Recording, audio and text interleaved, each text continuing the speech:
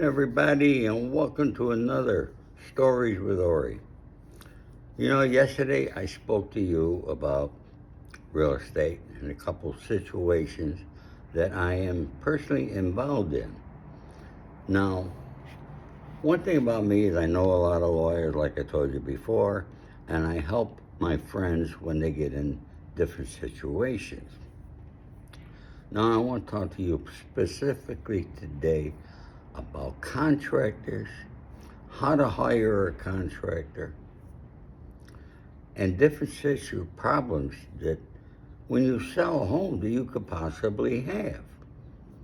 Now, here in Los Angeles, I want to talk to you about a home at 795 North Beverly Glen in Bel Air.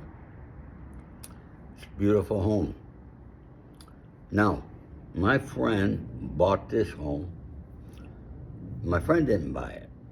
A girl that he trains people on how to flip houses, how to buy them, and so forth. He trained this girl for an investment company. And this girl ended up, she found the house at 795 North Beverly Glen. And she purchased it for $2,550,000. And they put over $700,000 into it. And they sold it for like 3.1 million. I'm not sure, close to that. So they didn't make any money. And the reason they didn't, when this girl, who was brand new, the first home she ever found, purchased the home, she had a few dollars of her own, but the investment company's putting up the money. But they put up the down payment, but she had to get the financing. So when it came to the financing, my friend Paulie, who, by the way, bought me this shirt when I was in Nashville. Now I'm going to tell you something. You could check all the corners of the earth. You will never find another guy like Paulie anywhere in the world. Not in today's world. This guy is a true guy of loyalty, honor, respect, and he's the nicest guy you ever want to meet. All right? And he generally just wanted to help this girl, and he's doing this favor for this investment company of 250 people invested their monies with J.T. Fox.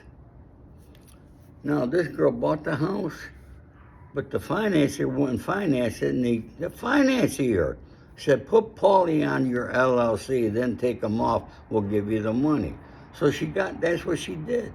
She gave him the money, the financier gave her the money, she got the house, and then started remodeling it, fixing it up, changing everything. And contractors were screwing her.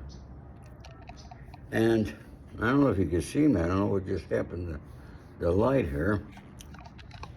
Okay. Let's try to get over here. But what happened was, contractors were screwing her, so Paulie came out. He had to fire some contractors, bring in new ones, and the new ones, they did a great job. And I was there several times, and I was there on Zoom calls when they had them with J.T. Fox and the investors. The house was beautiful when it was finished, gorgeous. This house is in Bel Air. It's an exclusive area of Los Angeles. That gentleman who bought the house stole it. But there's a particular group of people, I won't say the name of it in here, because I'll get in legal problems. But this guy wanted to change the house, remodel it in the way that he wanted. So what did he do after a big rainstorm we had? He said he had a problem. And he brought the girl to arbitration, but then he found out his lawyer. Then he hired a lawyer. Now, I don't know if he actually hired the lawyers, I think the lawyers are friends of his, and they're working together on a percentage basis. Now, he brought a contractor right in. And this contractor, like any other contractor, if I were a contractor and you asked me to come in, I'm going to put down the old contractor and say he did a bad job. And I'm going to say, I'll do this, I'll do that, Would you believe once they found my friend Paulie name on it, because the girl forgot to take his name off the LLC. Now, Paulie didn't participate financially in any way, shape, or form on this house. But his name was on that LLC. So they're suing Paulie. And guess how much they're suing? For over $2 million. Almost exactly what he paid for the house. Now, we know this is a scam deal. No question about it.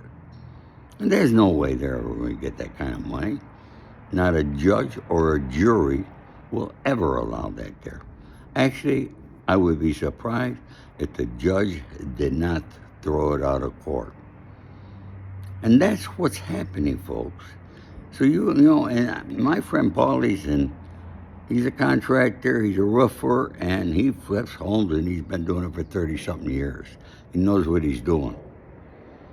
Now, why aren't they not suing the investment firm? Because those 250 people, they're all willing to stand up and testify for Paulie, that Paulie had nothing to do with it.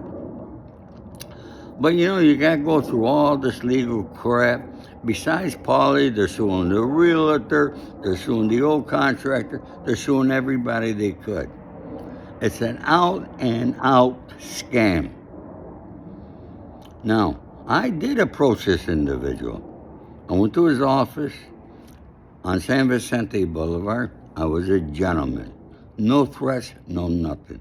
I went in as a businessman. But I knew and I could tell this guy would Google my name immediately. So I told him, Google my name so you know who I am. All right? And we sat in the conference room. And we got Paulie on the telephone. And this guy's own words was, yeah, I'd rather negotiate a deal with you and then we don't have to pay lawyers. Okay? His own words. Well, we haven't spoken to him since. But we had to fire the first lawyer we had because we never got the opportunity to go and look to see what the problem with the house is. They had not given us any evidence of what was the problem with the house. I guarantee if there was a little problem, $30,000, $40,000, Paulie would have taken care of it right away. But the first lawyer refused for us to go for an inspection. Why? His name was Brad, okay? Referred to me by another friend who I trusted. And Brad turned out to be a flake, okay? He turned down the opportunity to go to get an inspection. So we fired that lawyer, got a new lawyer, we got a great lawyer, and it's all on court documents. And they keep wanting to do deposition Paulie. They're trying to pigeonhole Paulie into saying something to get him involved, which he's not. I'm highly upset about this, folks, because this is totally wrong. Now, I know that the contract he's got is doing this. Finally, the new lawyer got us to go do an inspection. We brought an expert with us, but he couldn't find what the initial problem was. So here we are, over a year into this, we still don't know what the initial problem, why this guy is suing, and they're not telling us why. But yet they're suing. And this is the kind of shit that you can get into and things. So you got to be very careful who you're dealing with, okay? But this is the scam of the century. Now, you think I'm going to be through right here on YouTube? No, I'm going to the news teams with this. I'm going to get this broadcasted on local news stations.